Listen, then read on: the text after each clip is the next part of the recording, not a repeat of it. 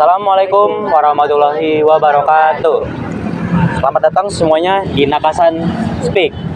Pada pagi hari ini, gue Muhammad Andika Rafli. Di sini ada dua temen gue. Bisa kenalin? Gue Nadia Ulisha Fitri. Dan gue Ihsan Monafis sebagai kameramen. Pada podcast Nakasan kali ini, di sini kita akan membahas tentang kenakalan-kenakalan yang sering atau umum terjadi pada kalangan remaja seperti kita ini. Gue pengen nanya dulu nih ke Nadia, apa sih kenakalan remaja itu?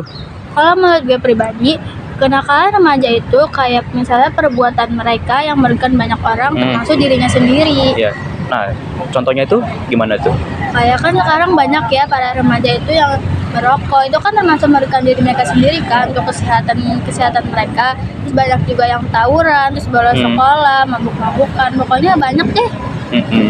Jadi banyak banget ya, apalagi terjadi di kalangan remaja-remaja. Ya, Tapi remaja pelajar kayak kita. oh iya, SMA atau SMP itu banyak mana sih? Apa tuh presentasi kenakalan yang mereka lakukan itu? Kalau menurut gue sih kayaknya SMA ya. SMA. Kalau SMP itu masih kayak masih kecil lah mereka. Oh gitu ya. Nah, pada saat mereka ngelakuin kenakalan kayak tawuran, ngerokok dan lain sebagainya, sebenarnya mereka itu ngelakuinnya itu secara sadar atau ya udah gitu biarin, gimana sih maksudnya? Gue masih bingung loh. Kalau menurut gue pribadi yang gue lihat dari mereka sih, kebanyakan yang melakukan kenakalan itu mereka lakukan dengan cara sadar sendiri. Kayak mereka tahu dampak dari yang mereka buat, tapi mereka seolah-olah nggak peduli. Kayak misalnya ngerokok, mereka tahu dampak dari merokok itu dapat merugikan kesehatan mereka sendiri, tapi mereka tetap melakukan itu. Lo sendiri, lo pernah nggak kayak ngelakuin kenakalan itu? Oh pernah lah dulu. Cuman ya emang pas waktu itu ya gue ngelakuin itu ya nggak mikir ke depan akan gimana dan lain sebagainya. Cuman gue kenakalannya yang nggak terlalu berat, nggak kayak tawuran, rokok, nggak. Itu kenakalan masih di bawah lah, kayak bolos sekolah, habis itu bohong yang tadi mau kamar mandi ternyata ke kantin, ya kayak gitulah. Nggak terlalu parah lah kenakalan yang gue lakuin itu masih di bawah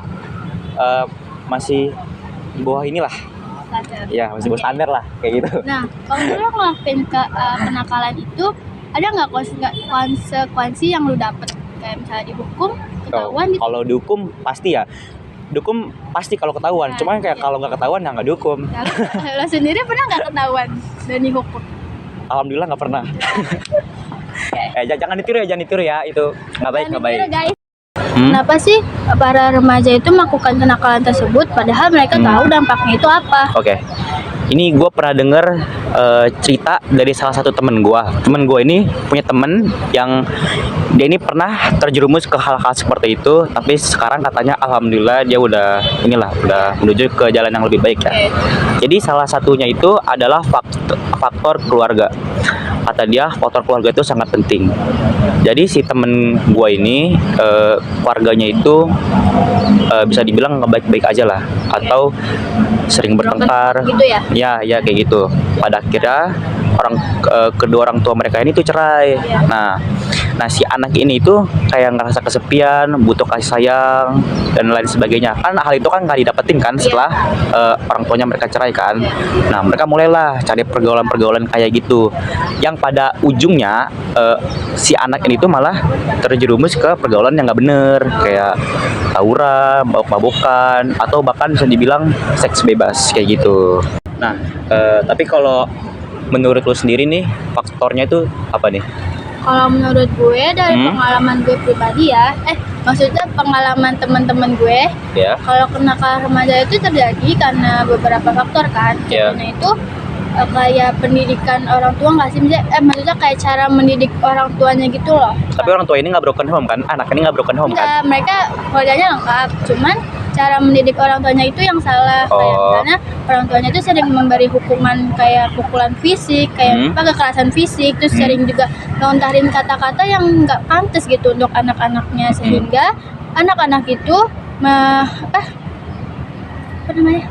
Ngelampiasin. Yang ngelampiasinnya itu pada saat remaja, kayak misalnya cari kebebasan dan mereka meniru apa yang orang tuanya itu lakukan kepada mereka. Oke, jadi kalau tadi faktor gue itu karena masalah keluarga, kayak perceraian orang tua, Iya. jadi anak ini butuh kasih sayang dan Iya. sebagainya. Kalau lu ini ibarat kata Cara mendidik orang Oh, tua. iya. Kalau lu kan tadi faktornya itu kayak anak broken home kan, kayak yang mencari perhatian, kasih sayang, Iya. tapi dengan cara yang salah Iya, atau ke lingkungan yang salah. Nah kalau gue, sebaliknya ya. iya sebaliknya, keluarganya lengkap, cuman cara mendidiknya itu yang salah. Oh gitu.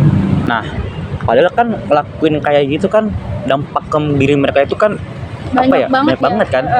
Salah satunya mungkin apalagi nih yang amit-amitnya kan, Iya. jika mereka kena ikut tawuran atau apa, lalu ketangkap polisi dengan Bisa dipenjara. apa namanya itu, ketangkap polisi pada saat lagi membawa senjata tajam, itu kan bisa kena SKCK kan. Iya. Berarti kalau udah kena SKCK itu kan ibarat kata itu udah susah untuk Iya. masuk ke Iya. dunia pekerjaan di masa depan nantinya, dan itu mungkin sangat merugikan untuk diri mereka masing-masing pada saat masa depan. Iya benar banget. Selain itu juga para remaja itu juga ini nggak sih, kayak misalnya mereka dapat membawa nama baik keluarganya itu jadi jelek. Dan Pasti itu pasti juga dong. hubungan mereka di sosial masyarakat itu juga jadi terlihat nggak jelek baik. ya? Iya jadi nggak baik. Mm. Nah menurut lo sendiri dari dampak-dampak itu kan banyak banget ya. Uh, Nah caranya memberhentikan kenakalan itu tuh gimana sih Oke. supaya mereka tidak kena dampak-dampak yang merugikan itu Oke, semua. menurut gue ya hal yang paling utama untuk keluar dari zona itu adalah niat sih. Niat itu paling utama. Kalau mereka udah sadar kalau apa yang mereka lakuin ini itu nggak baik, merugikan diri mereka, bahkan mungkin merugikan orang lain, harusnya mereka udah berhenti melakukan hal-hal seperti itu ya. Cuman kalau mungkin dalam diri atau niat mereka itu masih ingin melakukan hal-hal seperti itu, nggak bisa keluar atau mungkin gak enakan sama teman yang lain, itu susah sih. Mau pakai cara apapun, kalau niat mereka nggak mau berhenti, menurut gue susah sih, susah. Bisa banget. Nah sekarang menurut lu apa solusi nih? Oh kan kalau tadi kan gue udah kan niat kan, menurut gue itu niat itu udah hal yang paling utama lah. Nah sekarang menurut lu ada nggak sih cara lain yang bisa buat anak-anak ini tuh keluar dari hal-hal seperti ini?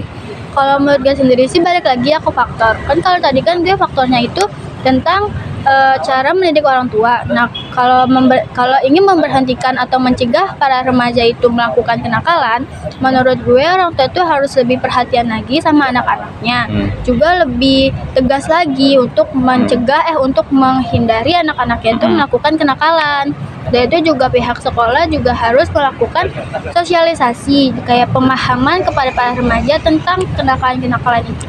Oke, kira-kira seperti itu ya mengenai kenakalan remaja.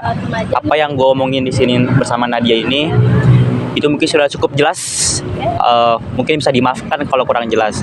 Nah, Nadia ada pesan-pesan gak nih buat Ya pokoknya kalian orang-orang ini? mendengar ini itu jangan sesekali melakukan kenakalan remaja. Nah itu juga merugikan diri kalian sendiri, bukan hanya merugikan masyarakat, tapi merugikan kalian sendiri. Oke. Seperti kayak terhambatnya masa depan, pendidikan, dan dunia kerja kalian. Oke, pesan-pesan yang gue ingin gue sampaikan adalah jangan sekali-sekali untuk ikut dalam pergaulan-pergaulan seperti itu, karena jika sudah terjemur sekali aja itu menurut kita nih udah sangat susah untuk berhenti. Dan ingat, apa yang kita tuai, apa yang kita tanam, itulah yang akan kita nikmati hasilnya. Jangan sekali-sekali kita merugikan masa depan kita. Ya, mungkin itu saja obrolan kita Pada podcast kali ini. ya. Semoga bermanfaat untuk kalian dan sampai jumpa di podcast selanjutnya. Bersama kami Nakasan Speak.